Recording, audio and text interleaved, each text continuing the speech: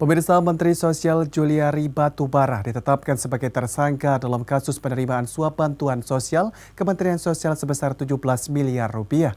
Hal ini menambah daftar nama menteri pada Kabinet Indonesia Maju pada masa pemerintahan Presiden Joko Widodo, yaitu periode 2019-2024 yang terjerat kasus korupsi. Dan berikut laporan reporter Pradev Kumar dan juru kamera Naldi Caniago.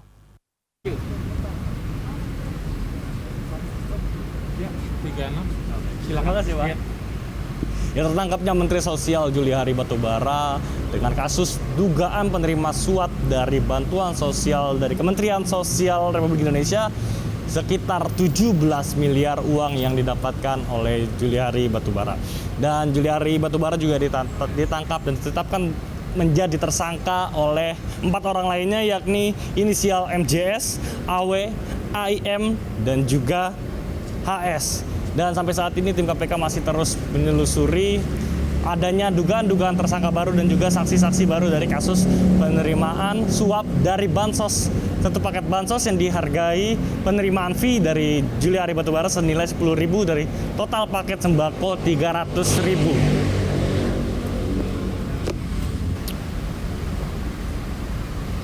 Ya pemirsa, setelah kemarin Menteri Sosial Juliari Batubara menyerahkan diri ke KPK pada pukul 02.45 dini hari, tersangka Juliari Batubara dengan kasus dugaan penerimaan suap dana bantuan sosial atau bansos akan dikenakan pasal 12 huruf A atau pasal 12 huruf B atau pasal 11 Undang-Undang Nomor 31 Tahun 1999 sebagaimana telah diubah dengan UU Nomor 20 Tahun 2001 tentang pemberantasan tindak pidana korupsi JO pasal 55 ayat 1 ke 1 KUHP, dan juga rencana untuk memberlakukan hukuman mati kepada Juliari Batubara pun terus dihembuskan karena memang KPK telah memberi peringatan bahwa nanti siapapun yang melakukan korupsi di tengah pandemi COVID-19 akan dihukum mati.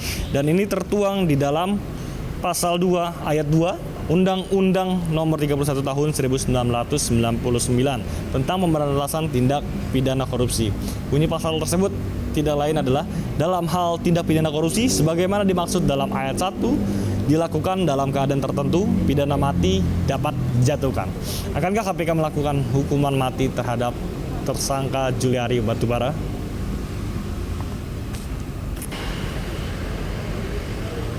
Setelah ditetapkan sebagai tersangka, Menteri Sosial Juliari Batubara pun telah ditangkap dan ditahan oleh KPK. Dan Juliari akan dikenakan pasal 12 huruf A atau pasal 12 huruf B atau pasal 11 Undang-Undang Nomor 31 Tahun 1999 sebagaimana telah diubah dengan Undang-Undang Nomor 20 Tahun 2001 tentang pemberantasan tindak pidana korupsi JO pasal 55 ayat 1 ke 1 KUHP. Dan juga ancaman hukuman mati pun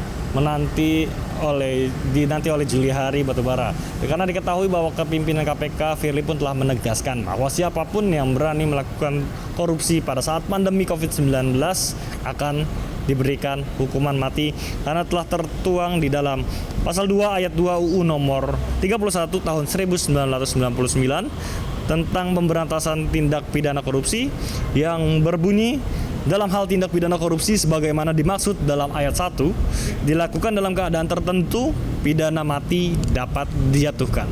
Dari Jakarta, Pradev Kumar, Naldi Caniago, Nusantara TV melaporkan.